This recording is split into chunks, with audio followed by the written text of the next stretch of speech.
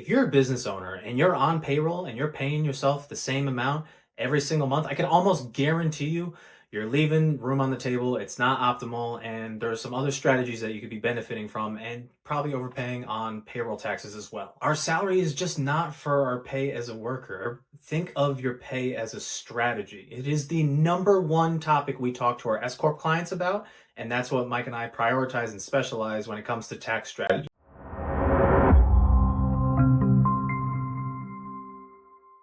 So owner's pay is our topic today. Hello everyone, my name is Andrew D'Amico. I'm a CPA partner here at Ledgerly. Mentioned my partner Mike, also CPA. We're tax strategists, and what that means is, hey, we help clients save money on taxes. Bottom line, that's what we're here to do. We're hoping to provide you guys with some free game and things that you could take to your advisor, or hopefully encourage you to, hey, book a call with us and let's talk about some of these things more in depth. But please like the video, subscribe to the channel for more future videos. But owner's pay as a strategy.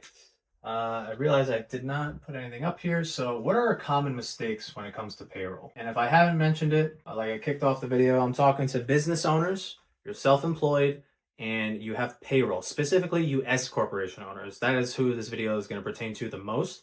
But what are our common mistakes when it comes to payroll? People pick a number and don't change it. They just keep it for the entire year. They say, hey, I'm going to pay myself $5,000 every 2 weeks or every month, and that's just it. That's going to be my 2026 salary.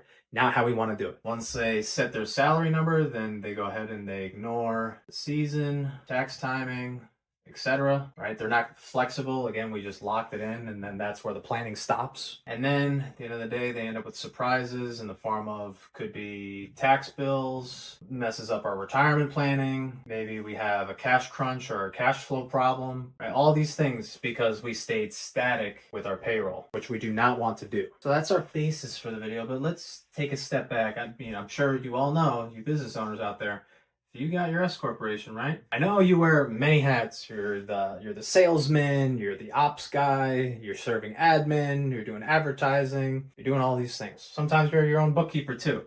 But at the end of the day, when you have an S corp, you're going to get two things, right? You're going to get a W-2 and you're going to get a K-1. W-2 is that salary piece that we've been talking about, and K-1 is the flow-through income, or really where our distributions come out. So think of the W-2 as our salary as the worker. That's one hat. And then K1 is going to be for our distributions, flow through income that avoids self-employment taxes as the owner. This is your business. You are certainly entitled to your business profits as the owner. So if you got those excess monies, take the distributions. And I think a lot of people get worried and are concerned about taking distributions. There's nothing wrong with taking money's out of the business, outside of payroll. And sometimes we actually recommend going that route, within reason. But you got to work in tandem between these two things and the overall owner's pay in comp strategy. Owner's pay is not just your salary. It's really the distribution piece as well, because you're still getting taxed on that K1. Just because it's not coming to you in the form of a salary every 2 weeks or every quarter doesn't mean it's not owner compensation. And like I said, we want to push and pull between these two, but know that the more distributions that we take out, then we're also going to want to increase our salary. But you can see my arrow over here is much bigger because let's say we take out an additional $100,000 in distributions. That doesn't mean I'm going to increase my W-2 salary by $100,000. And I'll highlight that concept with a little chart that we use. But one of the primary benefits, and explained in a prior video, and we've explained in plenty of videos before, is that when you make an S corporation, we're minimizing our payroll taxes. Our FICA, the self-employment tax, 15.3%, you pay half as the employer, half as the employee. That K1 I had before avoids the self-employment tax. Cool. However, when you become an S corporation, the IRS still requires you to take a quote-unquote reasonable compensation, which is our W-2. So if we're taking monies out of the business via distributions, the IRS expects you to pay a certain W-2 because that's where they get their FICA from. So you can't just take out $300,000 in profits from your business and then take $0 on W-2 because you just avoided, $30,000 plus in self-employment tax. The IRS isn't exactly going to let that fly. So we use this chart. It's not going to be exact, but just conceptually, this will hopefully bring it home for you. Is that, again, we are not going to take a W-2 of 0. We're going to take a piece of that distribution and reclass it to W-2. So I got distributions on my x-axis, and on the y, we have salary, right, our W-2, as a percentage of distros or distributions. The concept being, notice I have distributions here, not profits. Again, kind of a topic for another time, but we base our reasonable compensation off the distributions because that is the money you are taking out, right? That owner's compensation. And the IRS is saying, oh, he took out $300,000. So that must be what he's living off of. And people get charged on their operational income payroll taxes. So we focus on the distributions, the money you're actually taking out. Concept being, as you take out more and more distributions, then your percentage starts to decrease for what needs to go to salaries. So let's say I'm at here. Let's say I'm at about 300K. And again, this is not drawn to scale, but let's say this was like 25%. At this level, at $300,000 of distributions, that means my W-2 would be, what's that math? 75K, right? I would reclassify $75,000 out of distributions to my W-2. So then it would look like on paper on my tax return, it would be distros would be 225K. My W-2 would be 75K. And my total owner's comp would be 300. So don't get confused, but this would really end up being your net distributions because we reclassed it out of distributions, but that's our starting point. We want to start with our total owner's compensation. And on here, whatever 15.3% of that is, if I could do math in my head really quick, 10% would be like 7,500. I'll round up to 4, like call it like about 11K in payroll taxes. And we're gonna get charged at 15.3% right here. So I know it kind of went off track, but I really wanted to provide that background for you about why we're doing this, because the savings again with the S Corporation are by driving down the payroll tax on the W-2, but it's got to be within reason. So if you work with us, we actually have a chart that we use that all of the tax advisors in our network use. It's actually been reviewed by previous IRS auditors or people that have worked for the IRS. And across all of our experiences, as well as those within the network, never have a problem in terms of an audit when it comes to paying a reasonable salary based off this chart. Again, this was just for conceptual view. But now let's get into like an actual example when I'm talking about strategy for you and how you should be running your payroll as an S Corp owner throughout the year. So let's start with a timeline, and we'll say this is Q4, Q3, not drawn to scale, I'm not very good at this. Hang with me, Q1. All right, we got 4 quarters. Actually, that didn't turn out so bad. Okay, so we want to be tracking first our distribution piece. So distros, and then we'll say our salary. So what did I say to start this video with? I don't want to set it at 10,000 a month or 10,000 a quarter and just run with that. Things are going to change. You might crush it one quarter and then maybe have a down season in the summer.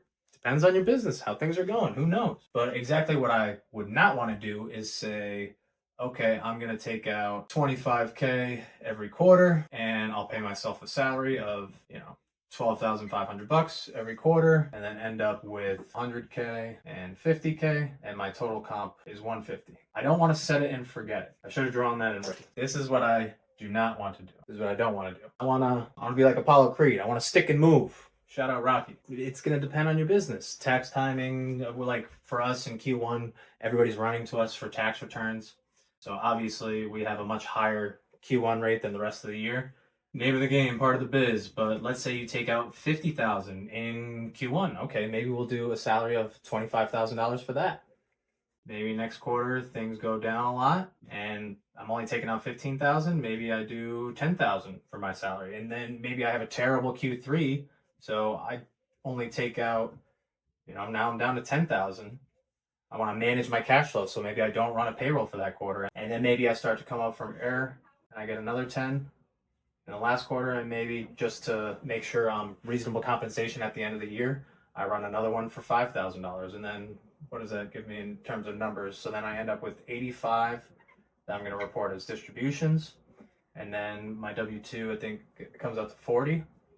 So my total owner's paying compensation is 125K. But the latter is the more likely scenario where it's not just going to be streamlined and we want the ability to change our payroll. So we typically advise do your payroll on a quarterly basis. That's going to allow you to do 2 things. You don't get charged for running payroll every week or every 2 weeks. And number 2, it's much easier on an admin side or talking with an advisor. So you're not trying to nail down payroll every single week. We could do it on a quarterly basis. Hey, when the federal 941s or the state 941s are due for those payroll taxes, and we could be talking with an advisor about, hey, how much should I be taking out in distributions? I have a big sale coming up next month. Or, hey, cash flow is down, so what do you think my estimate should be? Should I be making an estimated payment, or should I do it through withholdings? Opportunities that would be during when I'm running my payroll. Retirement planning comes into the mix. If I want to stow away a lot of money in a 401k that my business is the plan sponsor for, it's going to be based on my W-2. Maybe if I only have 125k in total compensation, but I have other sources of passive income, I have a spouse who has a lot of income, maybe I jack up my own W-2, pay a little bit more payroll tax. That way I could fund away more into retirement if that's part of your plan. But this is why it all starts with the payroll and this reasonable compensation song and dance, because number one, we want to pay as little payroll tax as possible within reason. Let's not get greedy. And then the tax strategy comes after that. But at the end of the day, and if I didn't say it, so actually, if you just got a good little snippet there, yeah, how do you like that? So we want to stay active. We don't want to set and forget. But if I can kind of just wrap up with the whole distribution talk. So distributions, we want to be using distributions for things like opportunities and strategy, right? If, again, talked about the 401k piece, if I, again, want to put away more in retirement, maybe I take less distributions, more payroll. Starts with the payroll conversation though. Or, hey, maybe I keep as much money in the business, don't take the distributions, lower the W-2, save some money on taxes, and then I'll pull it out next year for an investment in a new venture, or I'll reinvest it into the business next year, or depending on the timing for your tax payments. And that's number two, is use distributions for tax payments. Again, you are entitled to these profits. Don't think you cannot touch them. It is okay if you have coming up $20,000 tax bill and you don't have personal funds to do it. The business is rock and roll and plenty of cash on hand. Take the distribution. Yes, you'll increase your W-2 salary a little bit, but you're not going to increase the W-2 $20,000 because you increase distributions by $20,000. So use the distributions for tax payments, especially if personal cash flow is tight. And at the end of the day, if we're knocking it out of the park, you're working with an advisor and you guys are crushing it, obviously use for discretionary spend. I would say for strategies, but strategy is the number one piece. So really, again, the main call out of this video is for you S Corp owners.